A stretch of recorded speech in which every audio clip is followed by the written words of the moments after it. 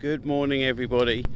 It's Sunday morning. We've had about 50 millimeters of rain this week, and I just wanted to start with this field of mustard up on some light land. But interesting here, we have only about a week's difference in establishment between this field and the one next door. And as you can see, it's sort of just below knee height. There are lower bits, but most of it, like this stuff here, is around knee height.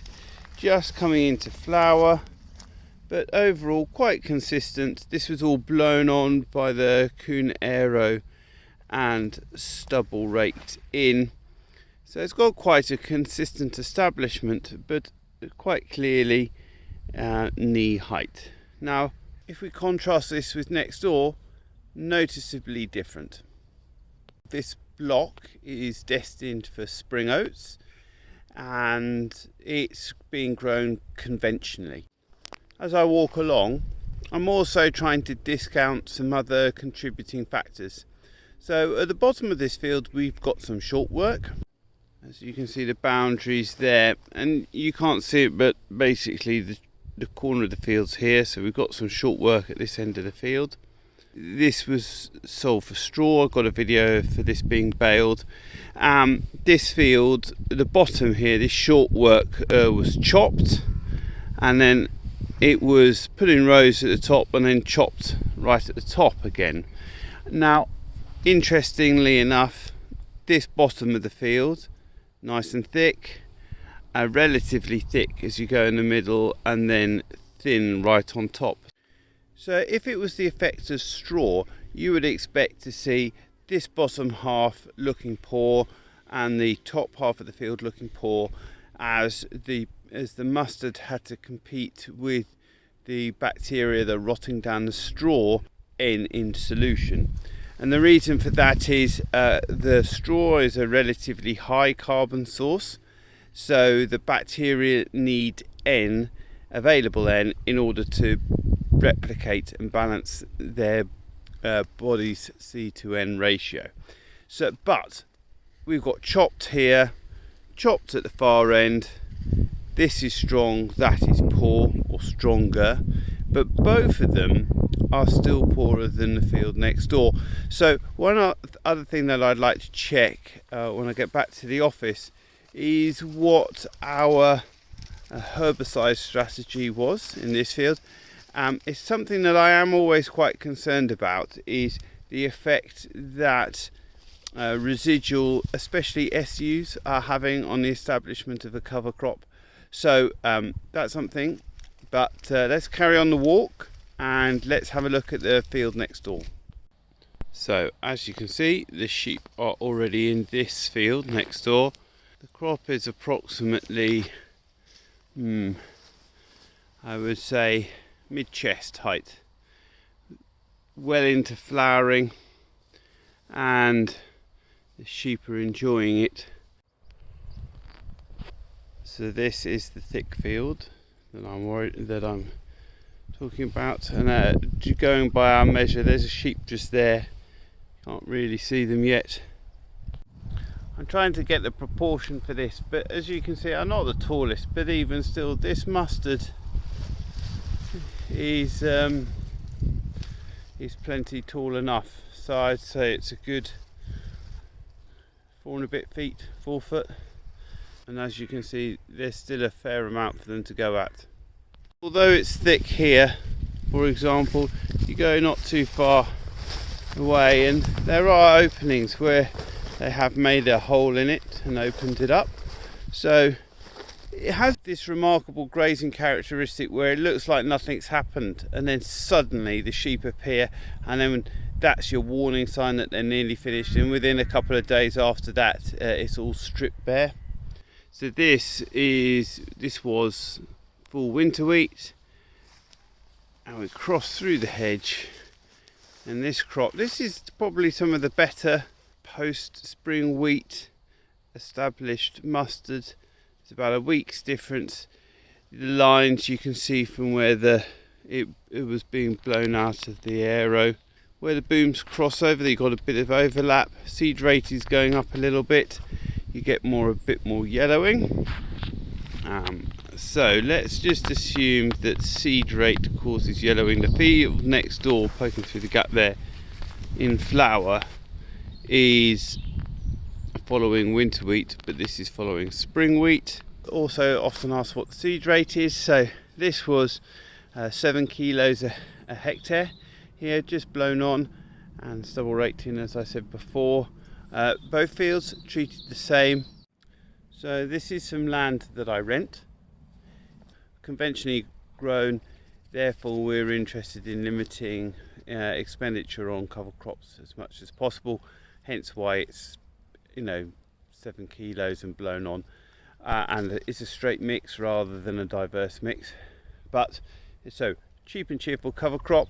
But one lesson of this is a shepherd who he has some grazing elsewhere on this estate, and so he's resident, so it's nice and easy. But it's only his second year of getting used to mustard, and it's quite noticeable. He's been caught out again by how fast it grows. One thing we say is you need to get the lambs in when it's sort of mid-shin, because as soon as it hits that shin knee phase, it just flies along to this I would say this is mid-chest here. So really it becomes quite difficult for the sheep to work their way through. If you can catch it a bit earlier, that helps. And he's still learning the ropes as cover crop grazing goes. But one nice feature that he does do is top. He tops around the outside of the field. So we've got a grass margin here, which is in an environmental scheme, and he tops to keep his electric fence nice and pokey, which is a nice little feature and to be encouraged. Well done, thank you very much. One item that my agronomist keeps challenging me on, he says, why don't you buy the lambs yourself, fatten them, and then sell them on, rather than taking a headage payment? Well, interestingly, we had a classic example this week. It's half term, so I was away with my wife and kids, and one of my contract shepherds, their sheep got out, and it was a lot easier to make the phone call to him than it was to jump in the car for a 2-hour mad dash to try and get your sheep back in. And really that is something, it might be sort of a flippant example, but certainly you do have to be close by. You cannot leave your farm if you've got animals in residence.